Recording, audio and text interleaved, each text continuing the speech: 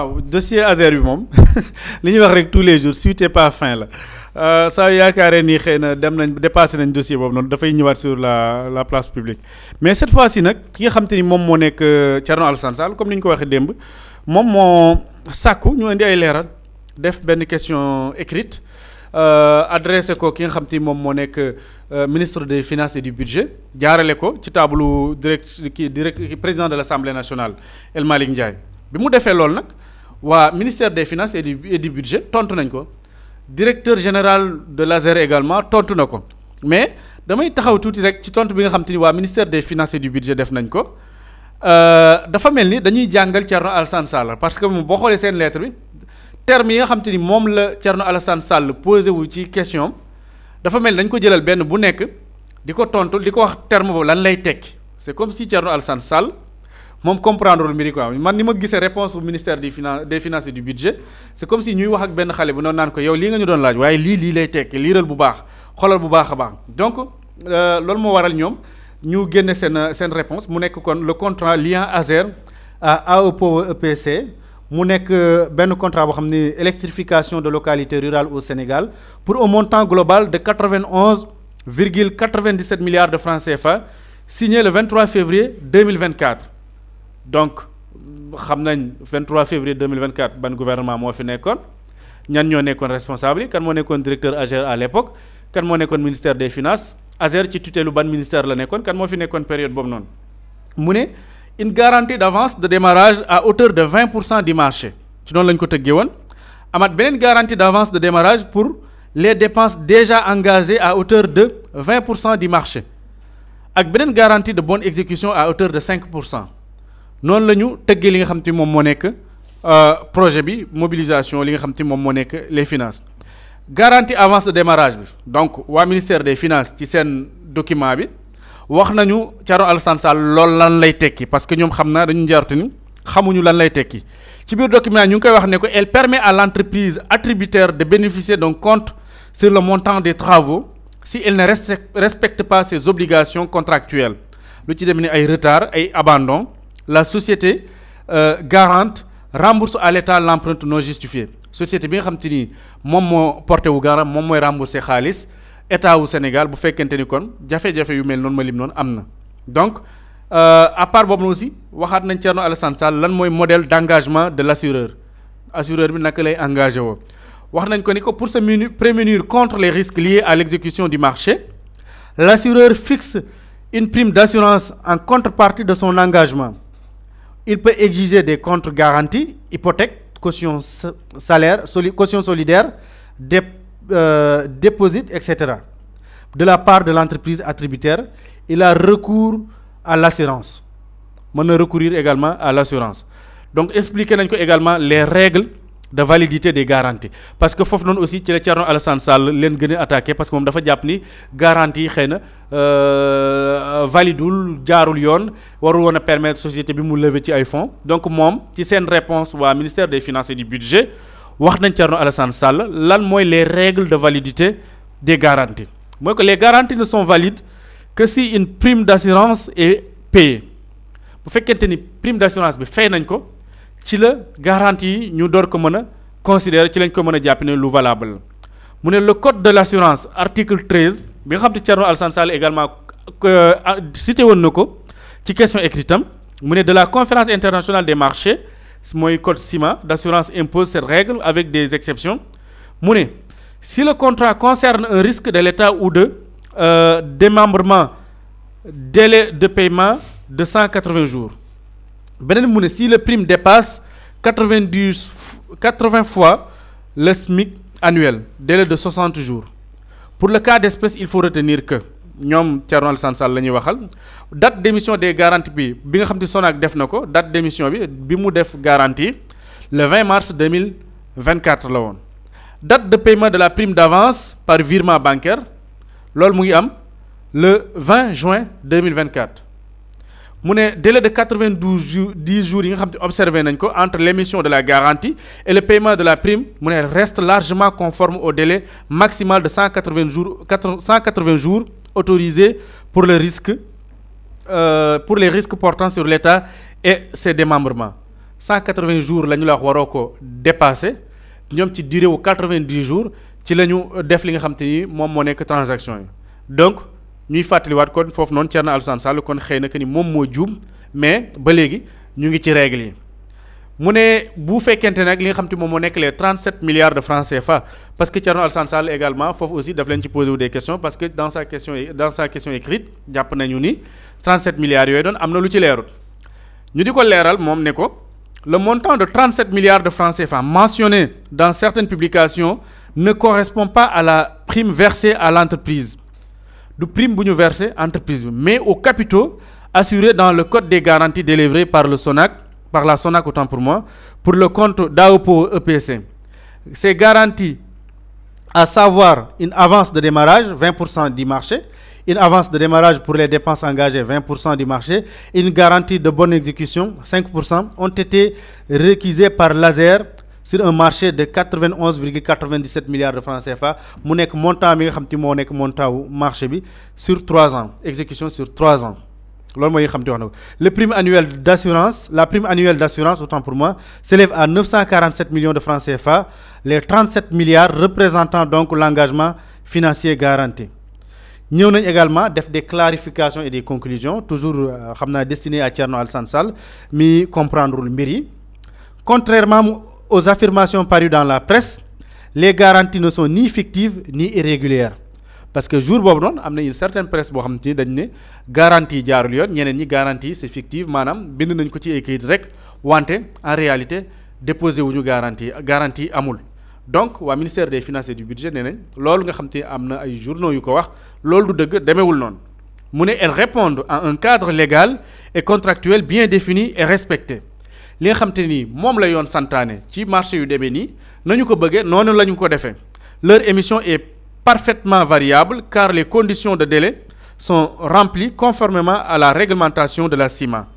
Les garanties d'assurance émises par la SONAC dans le cadre du marché ASER AOPO EPC respectent les normes juridiques et techniques en vigueur. Donc ils ont détaillé point par point question yi nga xam te ni Thierno Alassane Sall laajoon na ko ba pare tamit mu mel ni am na ci yoo xam te ni peut-être li ñuy woowee rek ci xëy na comme journaliste léeg-léeg ñu def ko des questions orientées pour nga tontu leneen loolu yëpp leeral nañ ko ni mu demee. gis nañ aussi la direction de l'ASER à travers une note bu ñu publier sur Facebook ñoom aussi apporté nañu une réponse jagleel ko Thierno Alassane Sall di ko xamal ni am na loo xam te ni bi muy xew moom ASER était sous sa tutelle maanaam moom moo nekkoon seen kilifa moo nekkoon kilifa ASER jamono boobu donc. question yooyu noonu yëpp nan la ko mën a échapper li fa xewoon nan la ko mën a échapper mu ne aussi le fait que Thierno Alassane Sall comprendre yenn termes yi nan la mën a arrivé koo xam te ministre de la République nga woon non seulement ministre de la République nga woon mais aujourd'hui tu aspires à être président de la République am ay termes yoo xam te ni pour un secteur boo jiite woon war a contrôler lépp comprendre nu muy demee marché yi comprendre nan lañ koy tëggee délai d'exécution yi xamuloo nu muy demee les garanties yow argument yi nga jox dafa mel ni moom comme li bon ak lippoon la ci yow xamuloo lenn lu mu ciy demee donc loolu moo tax ñoom ñu détaillé ko nag li nga xam te moom moo nekk projet yi ci yenn anam la amee garantie yi nga xam te moom dafa jàppoon ni jaarul yoon ak yooyu yëpp ñu defal ko benn note vraiment mise en page bu rafet jox ko moom Thierno Alassane Sall jébbal ko pour expliquer ko carrément que ni mbir yi nii la demee beneen bi nag mooy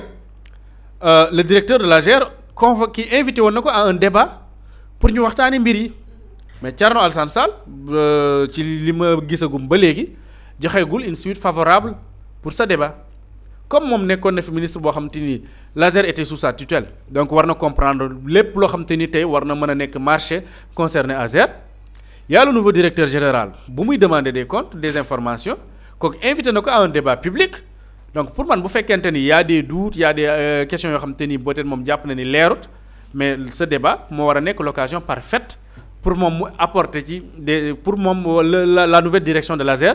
apporter ci des éclaircissements leeral ko li nga xam te lëndëm na ci boppam yépp mais leeral ko également pour Sénégalais donc pour man y a pas de raison muy esquiver débat boobu noonu di jaar par des questions écrites et cetera d'autant plus que moom waaye ASER cité nañ ko moom déjà ci ay dossiers ne ñoom am na loo xam te xew na fa ba muy am moom nekkoon na responsable ànd na ASER ak ay nit ñoo xam te seen yoon nekkul ci ASER ay mbir xew fa donc pour man ce débat c'est l'occasion parfaite également pour que ñu xam lan moo xew dëgg-dëgg benn bi mooy fi ma jeexale woon démb rek mooy pourquoi c'est Thierno Alassane Sall qui mène la danse pourquoi c'est Thierno Alassane Sall qui écrit et c'est le gouvernement qui réplique donc surtout li ma wax ni Azer wax nañu keroog la dernière fois que ni Thierno Alassane Sall bi mu fi nekk lii am na mais pour man la communication ne doit pas se passer comme ça nekkul Thierno Alassane Sall moo war a mener le débat même si vrai que politicien la il faut que mu alimenter mbir il faut qu'il existe sur la ci penc mi tout ça mais am na benn stratégie boo xam te ni gars yi il faut ñu am ko pour wane carrément et puis ñu plier cette question jàll ci leneen quoi parce que waruñu ci toog nii rek depuis presque 1 an encore les mêmes choses mooy ñëwaat et puis toujours dañuy revenir à la case de départ parce que y a rien à éclaircir li nga xam te xew na ci wax nañ ko lépp éclaircir nañ ko mais bu fekkee dafa am ñoo xam ne dañuy langaamu ci dossier bi ba léegi mais dañ ko teg ci place publique bi mu leer nañ bu fekkente ni y a une suite judiciaire à donner au dossier ñu def ko mu jeex Thierno Alassane Sall c'est un député mais kenn waxul ni député kenn mënu ko porter plainte wala kenn mënu ko def ni am na yoon yu ñu war a jaar ñu jaar ci yoon yooyu bu ñu ko waree déglu ñu déglu ko pour man loolu la ñu war a def. ci biir coowal Azer kañ lay jeex diggante ay laaj ak tontu yoo xamante ni mi ngi daal di jib ci dossier bi. bon man comme ni ko Ismaïla waxee je pense que expliqué na bu baax situation bi et je félicite le ministère des Finances parce que cette manière proactive de communiquer dafa am solo ci nguur maa ngi ko doon wax démb. parce que le fait que en moins de 2 jours mu apporter 2 réponses yoo xam ni mais dafa mel ni Thierno dañ ko delloo primaire jàngal ko les b.a.-ba point par point dañ ko tontu lu mu soulever gars yi indil nañ ko ay réponses et il faut rappeler que affaire Azer bii contrat yi dañ ko signé 1 mois avant les élections présidentielles lañ signé contrat bi mooy c'était le 23 février 2024 lañ signé Azer. contrat wu Azer ak AOPO bi ñan ñoo ko def c'est le régime passé ñu daal di fal un jeune le plus jeune DG de l'histoire du Sénégal muy Jean-Michel Sène et mun naa wax dara Jean-Michel Sène mooy parmi les directeurs qu'on a nommés